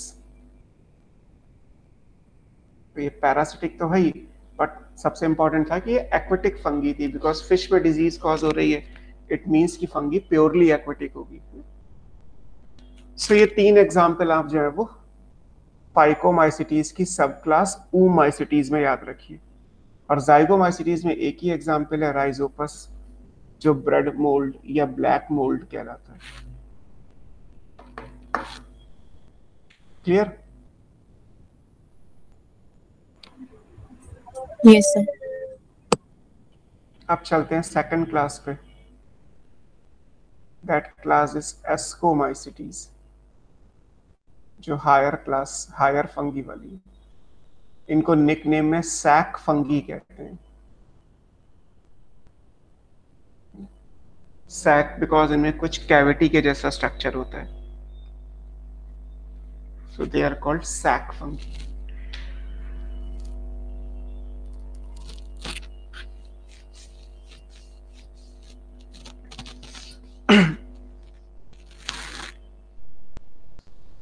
अब सैक फंगी की अगर हम बात करें तो क्या क्या केस है सैक फंगी में। इनमें जो आपने अभी कोप्रोफिलस फंगी लिखा था, विच ग्रो ऑन कैटल डंग, वो एक्चुअली इसी क्लास से बिलोंग करती हैं। ईस्ट जो सिंगल सेल की फंगी है वो भी इसी क्लास से बिलोंग करती है। तो एग्जाम्पल्स अभी हम पढ़ेंगे बहुत सारे, बट पहले बात करते हैं कि इनके जनरल कैरेक्टर्स की। तो एज यूजुअल जैसे अभी हमने लिखा कि इनमें माइसीलियम कैसा है, पहला कैरेक्टर क्या आएगा, माइसीलियम। तो अब क्योंकि ये हायर फंगी है तो दोनों माइसीलियम बनेंगे। इनमें मोनोकैरियोटिक भी होगा और सेक्सुअल रिप्रोडक्शन के टाइम पे डाइकैरियोटिक भी बनेगा, दोनों माइसीलियम में। लेकिन डिफर क्या करता है, डिफर ये करता है कि majority of the time period of life cycle का मोस्ट ऑफ द टाइम किस फेज में जाएगा, monokaryotic. So this will B dominant stage, ज्यादा टाइम के लिए बनेगी। बट डाइकैरियोटिक बहुत कम टाइम के लिए बनता है, शॉर्ट लिव्ड होता है, क्योंकि केवल सेक्सुअल रिप्रोडक्शन के टाइम पे बनेगा और उसके बाद उसकी डेथ हो जाएगी। तो जो सर्वाइव करेगा मेन, वो मोनोकैरियोटिक ही होगा। तो ये याद रखना है कि डाइकैरियोटिक बनेगा जरूर, बट शॉर्ट लिव्ड है, and majority of the phase is in monokaryotic stage, है ना। तो एक माइसीलियम हो गया। फिर आएगा सेल वॉल। हालांकि अब सेल वॉल तो हर जगह काइटिन की ही है, सेल वॉल काइटिन की है, काइटिनस। काइटिन के बारे में आपने बायोमॉलिक्यूल्स में भी पढ़ा होगा, है ना। तो सेल वॉल काइटिनस है। अगर हम न्यूट्रिशन की बात करें तो यहाँ पे दोनों ही ऑप्शन है। सेप्रोट्रॉफिक तो कॉमन है, ये मोस्ट ऑफ द केस में है ना। फ्यू पैरासिटिक भी है। अगर एसेक्सुअल रिप्रोडक्शन की बात करेंगे तो कैसे होगा, बाई कोनिडिया, अभी आपने लिखा कोनिडियो स्पोर्स बनेंगे। तो इतना तो हम पहले ही पढ़ चुके हैं। अब बात करते हैं इनके सेक्सुअल रिप्रोडक्शन की। सेक्सुअल रिप्रोडक्शन में खास बात ये है कि जब सेक्सुअल रिप्रोडक्शन का टाइम आएगा तो वहां पे क्या होता है कि एक इस जैसे फ्लावरिंग प्लांट है, एंजियोस्पर्म आपने पढ़ा या जिम्नोस्पर्म पढ़ा आपने, तो मान लीजिए गुड़ैल का फ्लावर आपने देखा होगा, चाइना रोज, हिबिस्कस, या रोज का देखा है, तो रोज का प्लांट भी देखा होगा, रोज का फ्लावर वाला प्लांट भी देखा होगा। फ्लावर बनने का मतलब हम ये मान लेते हैं कि प्लांट अपनी सेक्सुअल रिप्रोडक्शन में एंटर कर गया, है ना। तो फ्लावर बनना बेसिकली एक रिमार्केबल कैरेक्टर हो गया प्लांट का कि अगर फ्लावरिंग हो रही है इट मींस प्लांट अपनी सेक्सुअल फेज में एंटर कर चुका है। तो ऐसे ही इन फंगी में क्या होता है, और फ्लावर से आगे जाके प्लांट में फ्रूट बनता है। तो इन फंगी में क्या होता है कि इनमें भी एक स्पेशल टाइप का स्ट्रक्चर बनेगा जो इस बात का साइन है कि फंगी अपनी सेक्सुअल रिप्रोडक्शन में एंटर कर गई है। उस स्पेशल स्ट्रक्चर को फ्रूटिंग बॉडी बोलते हैं। जैसे फ्रूट्स आने का मतलब है कि भाई फ्रूट आया है तो फ्लावर से ही बना होगा, और फ्लावर का मतलब सेक्सुअल रिप्रोडक्शन। सो ऐसे यहाँ पे भी है कि फंगी में एक स्पेशल टाइप की फ्रूटिंग बॉडी बनती है ना, दे हैव स्पेशल स्ट्रक्चर। और इन स्पेशल स्ट्रक्चर को क्या कहते हैं, these are called fruiting body. Fruiting body मतलब जो इस फ्रूटिंग मतलब सेक्सुअल रिप्रोडक्शन के लिए बनाई गई। इसका एक नाम है यहाँ पे, इसे बोलते हैं एस्कोकार्प, क्योंकि एस्कोमाइसिटीज की फ्रूटिंग बॉडी है तो एस्कोकार्प कहलाएगी। और ये किसकी बनी हुई है, ये पूरी की पूरी कैसी है, this is of dikaryotic mycelium. ये पूरा का पूरा डाइकैरियोटिक माइसीलियम है। तो डाइकैरियोटिक माइसीलियम जो शॉर्ट लिव लिखा आपने, वो थोड़ी देर के लिए बना, किस फॉर्म में बना, in the form of fruiting body, जिसको हमने नाम दिया एस्कोकार्प, है ना। जैसे मान लीजिए कोई ये कैटल डंग का ढेर लगा हुआ है ना, गोबर लगा पूरा एक बड़ा सा ढेर है, तो अब इसके अंदर क्या है, माइसीलियम तो यहाँ भी फंगी का होगा, but this is monokaryotic. Monokaryotic है तो इसमें मान लीजिए गैमीट्स बन गए, है ना, गैमीट से फ्यूजन कर लिया तो एक डाइकैरियोन स्टेज आ गई। अब क्या होगा, ये डाइकैरियोन जब ग्रो करके कुछ स्ट्रक्चर बनाएगी, लाइक इस टाइप का कोई स्ट्रक्चर है जो कैटल डंग के ऊपर आपको दिखाई दे रहा है। So this structure is called ascocarp. और ये पूरा का पूरा कैसा है, ये डाइकैरियोटिक है, N+N। Each and every cell of ascocarp is of dikaryotics. अब इन्हीं के अंदर कुछ बहुत सारी सेल्स होंगी। तो इनसाइड द एस्कोकार्प क्या होते हैं, देयर आर न्यूमरस मैनी, बहुत सारे स्ट्रक्चर्स हैं, और उन स्ट्रक्चर को हम क्या बोलते हैं, दे आर कॉल्ड एस्कस, या प्लूरल होगा इनका तो एसआई लिखा जाता है, सिंगल होगा तो एस्कस, है ना।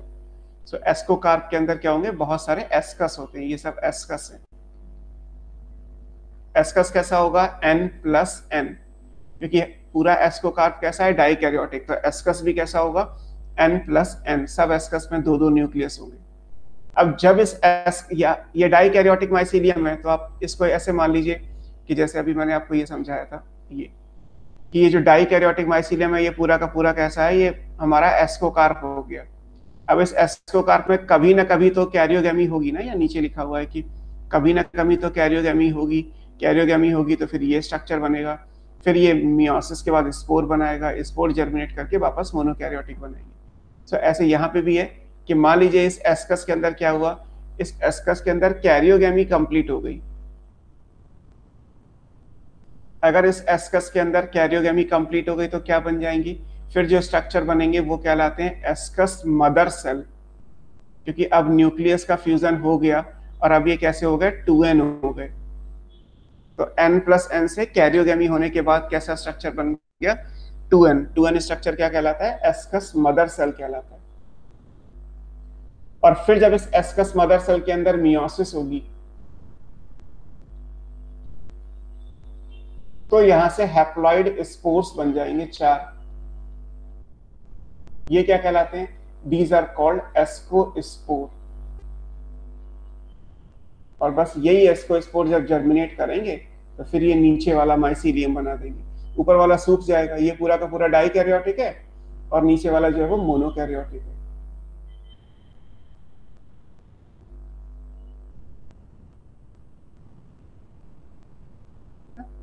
तो इस तरीके से आप समझ लीजिए कि लाइफ साइकिल पूरी हुई कि मोनोकैरियोटिक माइसीलियम, मान लीजिए कोई गोबर का ढेर लगा हुआ है तो वहां पे मोनोकैरियोटिक माइसीलियम ऑलरेडी गोबर के अंदर है, वो आपको नहीं दिखाई देगा, माइक्रोस्कोपिक होती है, फंगी नहीं दिखाई दे रही।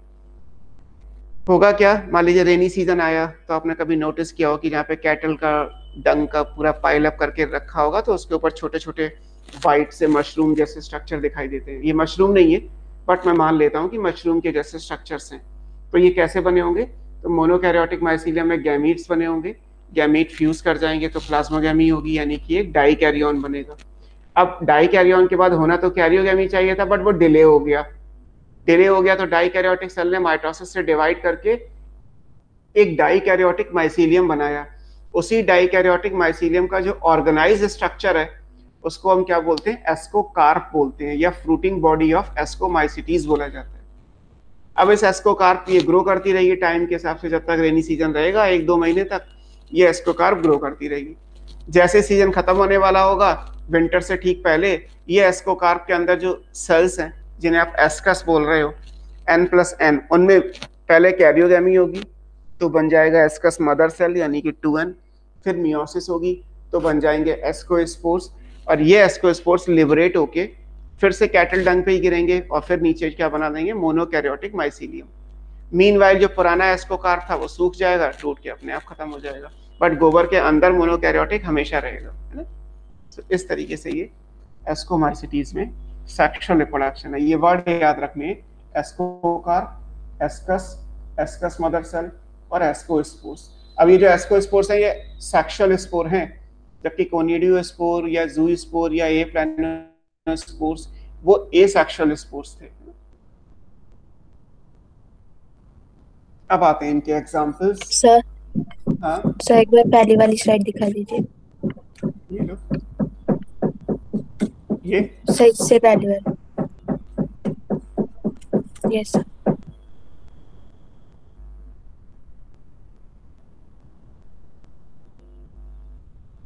यस सर हो गया, थैंक यू। एग्जाम्पल में सबसे पहले तो ईस्ट, जो सिंगल सेल का लिखा था आपने, एक्सेप्शन वाला, तो ईस्ट किससे बिलोंग करता है, एस्कोमाइसिटी से। ईस्ट को यूज किया जाता है बेकिंग इंडस्ट्री में, बिस्किट या बन जो भी है, बेकर्स ईस्ट भी कहते हैं क्योंकि बेकिंग इंडस्ट्री में यूज होगा, या ब्रीविंग इंडस्ट्री में यूज होगा, अल्कोहलिक बेवरेजेस बनाने में भी ये यूज किया जाता है। मैंने आपको पढ़ाया था ना फर्मेंटेशन में। तो ईस्ट का जीनस क्या है, saccharomyces.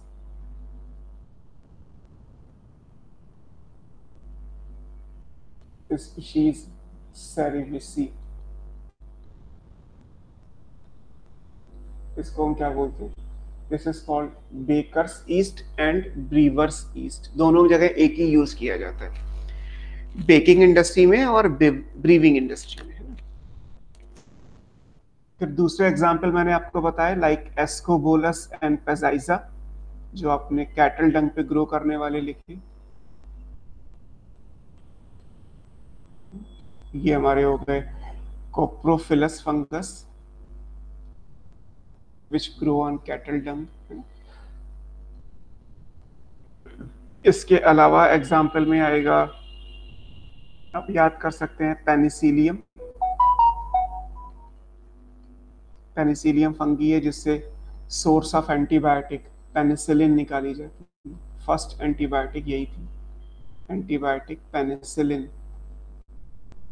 Is obtained. Penicillium fungi है, पेनिसिलिन एंटीबायोटिक है। इसी तरीके से एस्परजिलस है, एस्परजिलस कई सारी जगह यूज होगा, 12th में पढ़ोगे। इसकी स्पीशीज है नाइगर, एस्परजिलस नाइगर। ये अभी तो मैं एक ही चीज लिख दे रहा हूँ, used in organic acid production, organic acids बनाने में यूज करते हैं,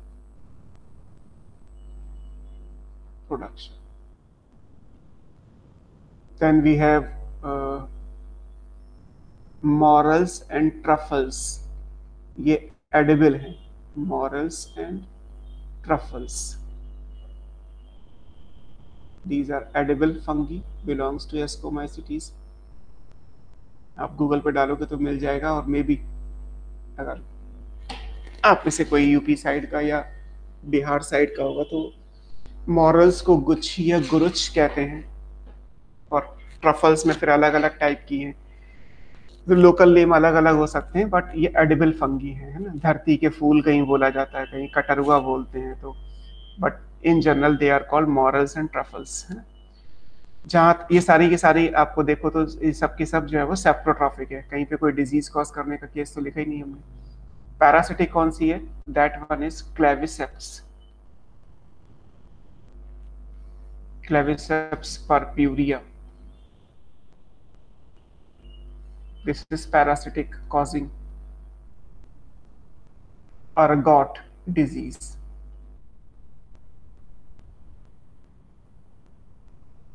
In cereals या grasses, जो अनाज है वो ergot of rye, ergot of wheat, ergot of bajra, like this। तो जो अनाज है उनमें सीरियल्स एंड जो आपने ग्रेन्स पढ़ते हो उनके अंदर ये डिजीज कॉज करती है, क्लेविसेप्स परप्यूरिया।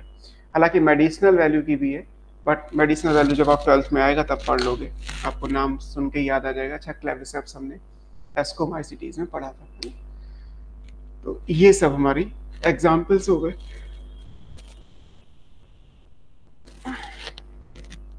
ठीक है, नेक्स्ट क्लास पे चलते हैं, बेसिडियोमाइसिटीज।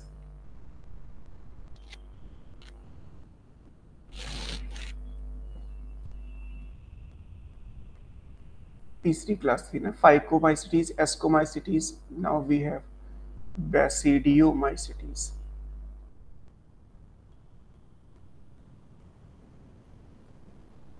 इनको क्लब फंगी बोलते हैं क्योंकि ये हमेशा ग्रुप में होती हैं। जैसे मशरूम्स को आप देखोगे तो एक नहीं ग्रो करता, बहुत सारे मशरूम एक साथ होते हैं, always grow in groups.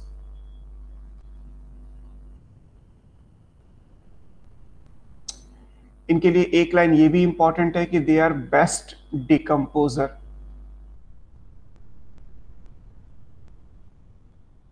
Of would.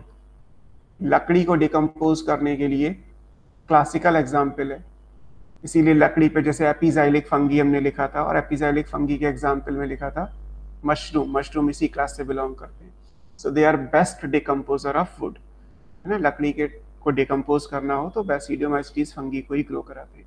Mushroom का जो बेड होता है वो भी बेसिकली वुड पाउडर ही होता है, लकड़ी का बुरादा होता है, उसके ऊपर हम मशरूम को ग्रो कराते हैं क्योंकि वो आसानी से वुड में जो लिग्निन और सेल्यूलोज आपने पढ़ा है एनाटॉमी में, उसको आसानी से ये यूटिलाइज कर सकते हैं, है ना। They have the enzymes which digest lignin as well as cellulose, so that's why they are best decomposer of would.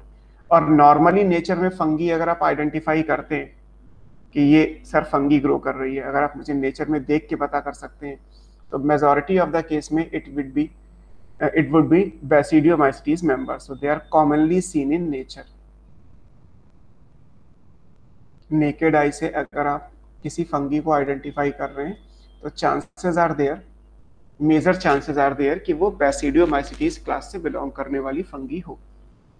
तो ये 2 पॉइंट तो एक्स्ट्रा हो गए। रही बात इनके जनरल कैरेक्टर्स की, तो उसमें फिर आएगा माइसीलियम। माइसीलियम अगेन 2 टाइप का जैसे था, क्योंकि ये भी हायर फंगी है, तो यहाँ भी मोनोकैरियोटिक माइसीलियम भी होगा और डाइकैरियोटिक भी होगा।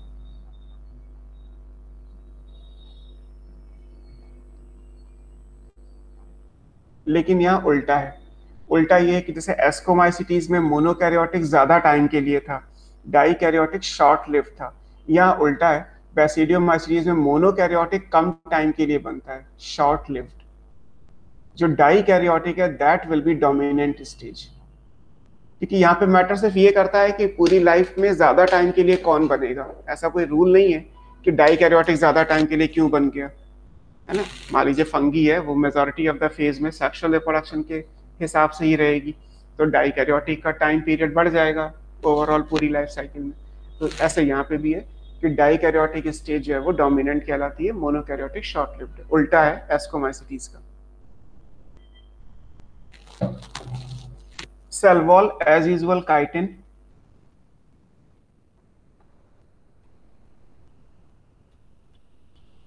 ठीक है। Then next is asexual reproduction again by conidia या कोनिडियोस्पोर, जो भी लिखना चाहें। अब यहाँ पे भी वही है कि सेक्सुअल रिप्रोडक्शन आएगा, और जब सेक्सुअल रिप्रोडक्शन आएगा तो फिर यहाँ पे भी इंपॉर्टेंट वही है कि यहाँ पे भी एक फ्रूटिंग बॉडी बनेगी। फ्रूटिंग बॉडी जो पूरी तरीके से डाइकैरियोटिक स्ट्रक्चर होता है। अब इसका नाम क्या है? Here it is called basidiocarp. जैसे वो एस्कोकार्प था, ये क्या है? बैसिडियोकार्प। वहां पे एस्कोकार्प भी पूरा डाइकैरियोटिक था, कम टाइम के लिए बना। यहाँ पे बैसिडियोकार्प भी डाइकैरियोटिक है बट ज्यादा टाइम के लिए बनेगा। जो मशरूम मार्केट में आता है वो बेसिकली मशरूम की फ्रूटिंग बॉडी है, वो एक बैसिडियोकार्प है। नीट का क्वेश्चन है, mushroom represent, so that is called basidiocarp. अगर आप उसकी एक एक सेल को माइक्रोस्कोप से देखोगे तो हर सेल के अंदर आपको दो दो न्यूक्लियस दिखाई देंगे। तो पूरी की पूरी बॉडी डाइकैरियोटिक है। और मशरूम का जो बेड होगा जिसपे मशरूम को ग्रो कराया गया होगा, उस बेड के अंदर जो माइसीलियम होगा दैट विल बी मोनोकैरियोटिक। तो mushroom majority of the phase में अपने मशरूम के बेड से बाहर रहता है, तो दैट्स व्हाई डाइकैरियोटिक डोमिनेंट हो गया और मोनोकैरियोटिक शॉर्ट लिव्ड हो गया। अब क्योंकि यहाँ बैसिडियोकार्प है तो यहाँ पे भी सेम रहेगा कि अगर आपने बैसिडियोकार्प बनाया, जैसे मशरूम होता है तो मशरूम आपको इस तरीके से दिखाई देता है। ये मशरूम है फॉर एग्जांपल, है ना। अब मशरूम के अंदर यहाँ पे लाइंस भी नजर आती हैं आपको, अगर आप देखोगे तो ऐसे कुछ मशरूम होता है। तो ये पूरा का पूरा डाइकैरियोटिक है, N+N। इस बैसिडियोकार्प में जब at the end of session होगा, at the end of season, तो यहाँ पे भी क्या होगा? जो स्ट्रक्चर्स बनेंगे दोज आर कॉल्ड बैसिडियम। जैसे वहां एस्कस थे वैसे यहाँ क्या कहलाते हैं? बैसिडियम, यानी N+N कहलाते हैं। फिर इनके अंदर क्या होगा? कैरियोगेमी पूरी होगी। जब कैरियोगेमी पूरी हो जाएगी तो 2N स्ट्रक्चर बन जाएगा। वहां एस्कस मदर सेल था, यहाँ क्या बन जाएगा? Basidium mother cell.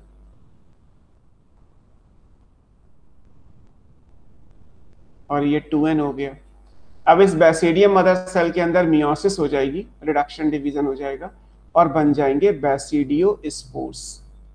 जैसे वहां एस्कोस्पोर्स थे, लाइकवाइज यहाँ पे बैसिडियोस्पोर्स बन गए, N। अब जैसे ये कैटल का मशरूम का बेड है तो यहाँ पे नीचे क्या होगा? नीचे मोनोकैरियोटिक माइसीलियम होगा।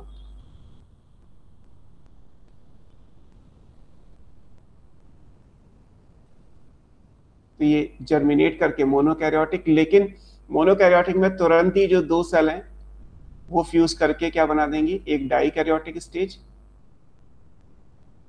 ऐसे, और यहां से वापस मशरूम बन जाएगा। तो पूरा का मशरूम कैसा क्या हो गया? ये पूरा का पूरा बैसिडियोकार्प डाइकैरियोटिक स्टेज है, और मेजॉरिटी ऑफ द टाइम में यही रहेगा। मशरूम की लाइफ साइकिल लगभग 60 दिन की होती है। 60 दिन में 2 महीने, 60 डेज में आप मान के चलिए कि 55 to 58 डेज तक मशरूम ही रहेगा। 2 to 5 डेज के अंदर ये सारा काम होगा।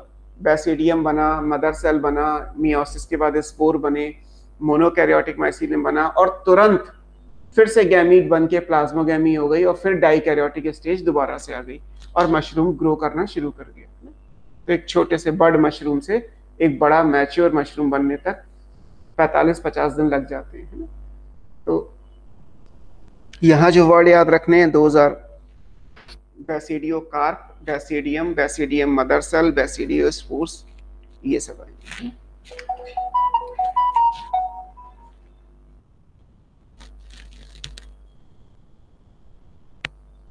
क्लियर? तो ये हमारा हो गया बैसिडियोकार्प के बारे में। अब आते हैं इनके भी एग्जाम्पल्स क्या क्या हैं। एग्जाम्पल्स यहाँ पे भी दोनों है। कुछ तो ऐसे हैं जो सेप्रोट्रॉफिक हैं,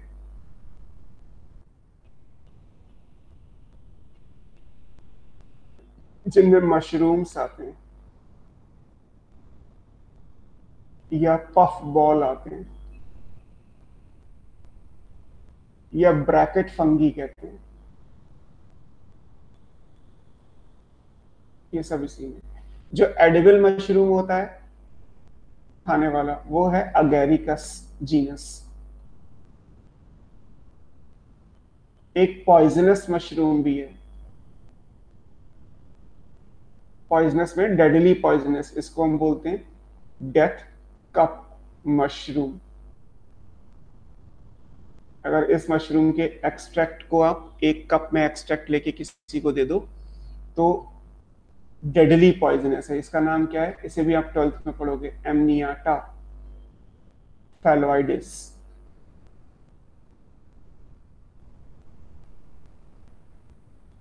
ये डेथ कप मशरूम है, डेडली पॉइजनस। और जो अगेरिकस है वो मशरूम एडिबल है, आप खा सकते हैं। बटन मशरूम कहते हैं मार्केट में। और इसके अलावा पफ बॉल और ब्रैकेट फंगी भी हैं, जो अलग अलग कंट्री में अलग अलग तरीके से यूज की जाती है। कुछ एडिबल है, कुछ नहीं एडिबल है, लाइक दिस। जो पैरासिटिक मेंबर है, जो डिजीज कॉज करते हैं, उनमें दो इंपॉर्टेंट हैं। एक रस्ट फंगी है, रस्ट फंगी का मतलब है जीनस पक्सीनिया, और एक स्मट फंगी है, genus Ustilago. U Ustilago, USTILAGO।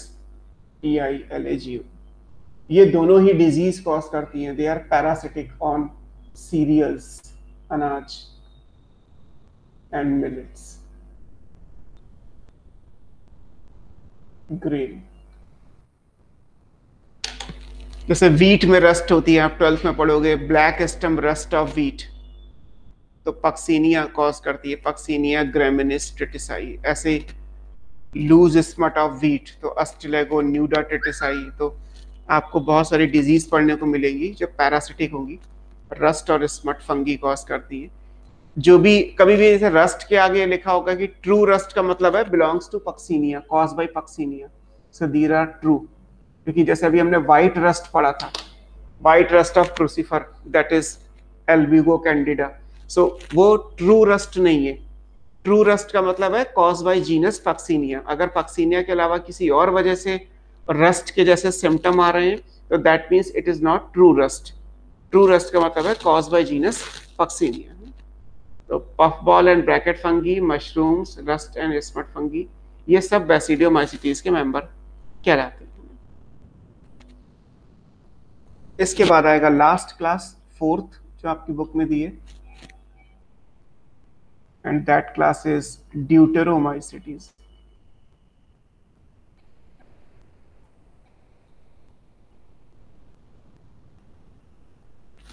Just give me 5 minutes, मैं अभी आया।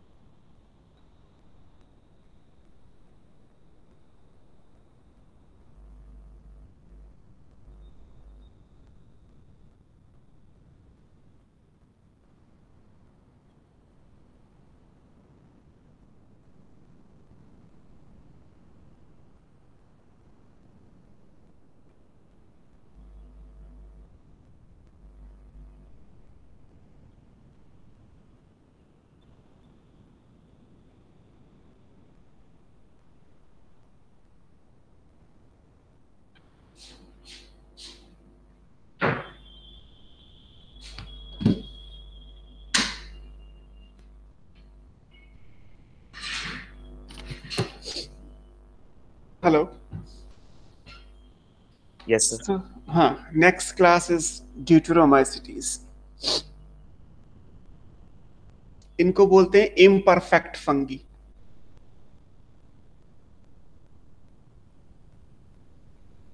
इम्परफेक्ट फंगी इसलिए बोलते हैं बिकॉज इनमें सेक्सुअल रिप्रोडक्शन अभी तक डिस्कवर नहीं हुआ है ना।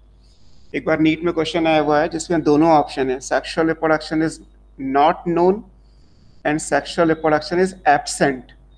तो आंसर इज कि sexual reproduction is not known है ना। अभी हमने डिस्कवर नहीं किया, होता है नहीं होता है वी कांट से।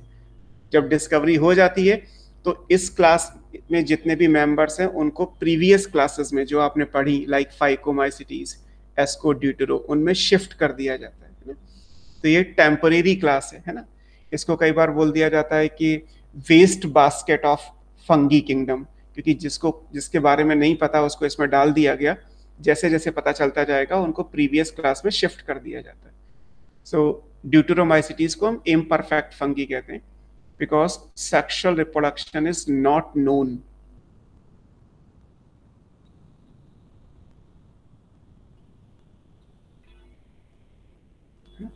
तो ये लाइन भी आपके लिए इंपॉर्टेंट है ना।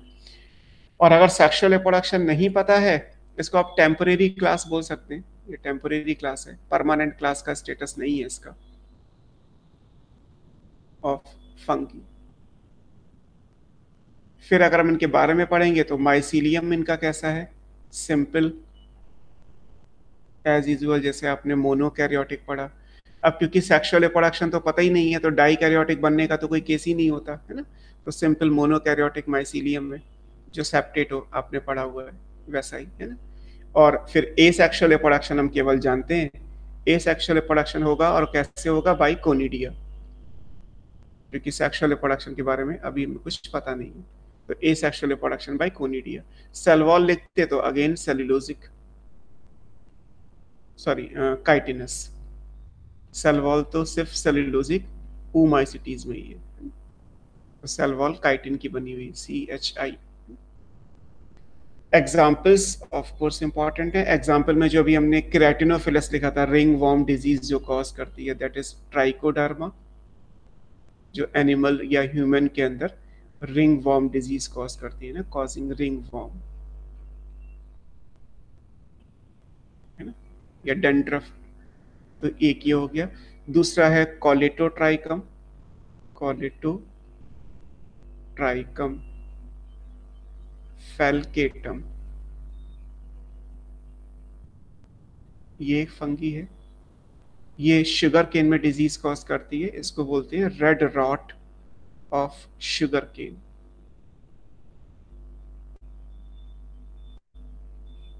और एक और इंपॉर्टेंट है, दैट इज ऑल्टरनेरिया,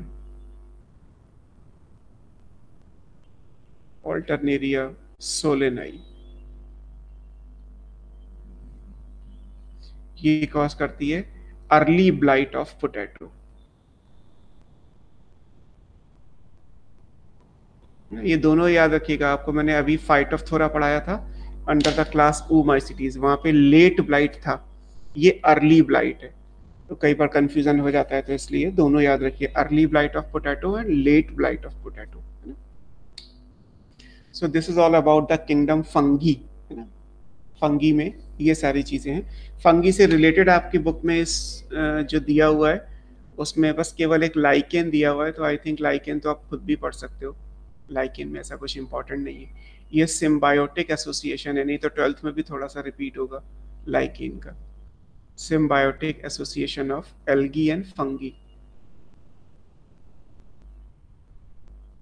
अब जो एल्गी होती है, जो एल्गल पार्टनर है, वो कहलाता है फाइकोबायोन्ट, फाइकोवर्ड एल्गी के लिए आता है। ऐसे जो फंगल पार्टनर है वो कहलाता है माइकोबायोन्ट, माइकोवर्ड फंगी के लिए आता है। इस तरीके से एल्गी खाना बना के मान लीजिए फंगी को देगी और फंगी सब कुछ एब्जॉर्ब करके एल्गी को दे देगी जो भी कुछ चाहिए है। तो ये इंपॉर्टेंट है।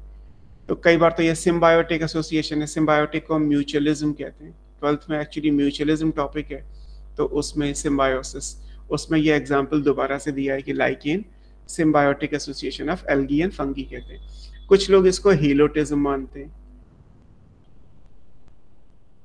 हीलोटिज्म का मतलब है मास्टर स्लेव रिलेशनशिप, है ना। मास्टर स्लेव एक दूसरे के लिए काम करते हैं बट बराबर तो नहीं करते हैं ना। अब घर में अगर मान लीजिए मैंने कुक रखा हुआ है तो वो खाना बना के मुझे दे देगा, बट मेरे बराबर तो नहीं आ सकता। हालांकि वो ठीक है कि वो मैं खाना बनाने के लिए जो चीज़ें हैं वो ला के दूंगा, उस घर को मेंटेन मैं करूंगा, इलेक्ट्रिसिटी एंड चार्जेस वो सब मैं देखूंगा। I am the master, he will be the slave.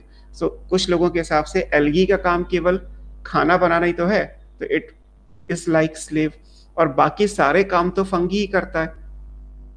तो master is the fungi, slave is the algae.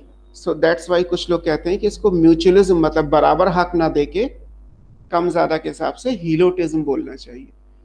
हीलोटिज्म भी 12th में पढ़ोगे। फिलहाल एनसीईआरटी ने सिम्बायोटिक एसोसिएशन ही दे रखा है, ऑप्शन दोनों में से एक चूज करना हो तो म्यूचुअलिज्म ही करिएगा। बट अगर म्यूचुअलिज्म नहीं दिया है या ऐसे पूछा जाए कि master slave relationship is shown by lichen called, तो फिर सिम्बायोसिस आंसर नहीं होगा, क्योंकि वो कह रहे हैं कि मास्टर स्लेव, तो दैट्स वाई फिर आंसर फिर हीलोटिज्म होगा। तो उस हिसाब से आपको याद रखना है।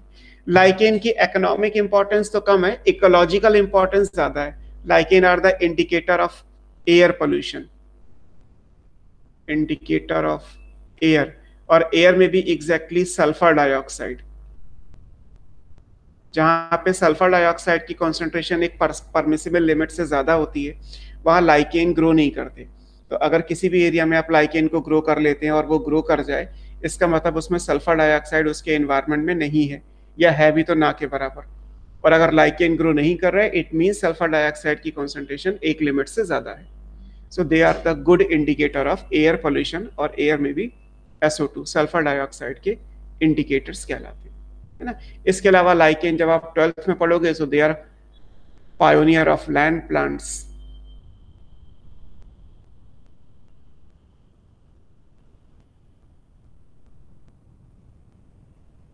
सबसे पहले लैंड पे आने वाले, क्योंकि एल्गी एक्वेटिक प्लांट है और एल्गी के बाद ब्रायोफाइट है, लेकिन ब्रायोफाइट से पहले, एल्गी के बाद और ब्रायोफाइट से पहले बीच में एक्चुअली एक एसोसिएशन आ गया लाइकेन की फॉर्म में एल्गी फंगी का। So they are pioneers of land plants, है ना। तो ये भी याद रखना है ना, तो ये इंपॉर्टेंट है ना। इकोलॉजिकल सक्सेशन 12th में पढ़ोगे तो उसमें आपको लाइकेन स्टेज मिलेगा। लाइकेन स्टेज का मतलब है किसी बैरन एरिया पे जब कोई प्लांट ग्रो करता है तो एक्चुअली प्लांट से पहले उसमें डेफिनेटली लाइकेन ग्रो करेंगे। लाइकेन एसिडिक नेचर के होते हैं, तो ये पत्थरों पे दरारें डालेंगे तो वहां से मिट्टी का फॉर्मेशन होगा, और फिर सॉइल बनेगी, तो फिर आने वाले प्लांट के लिए कंडीशंस तैयार हो रही हैं कि वो आके वहां पे ग्रो कर सके। So that's why lichen ecological importance के लिए ज्यादा जाने जाते हैं, है ना। ये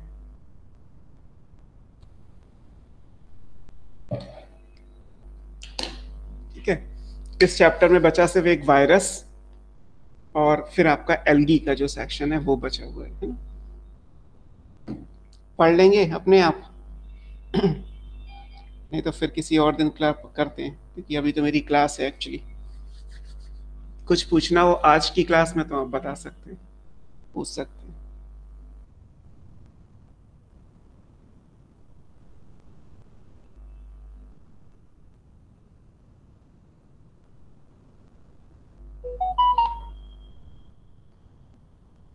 hello. Yes sir. Any doubt? No sir. Okay, कितने लोग पढ़ रहे हैं वैसे? 2 ही लोग पढ़ रहे हैं क्या? मीटिंग डिटेल्स सर एक ही है सर।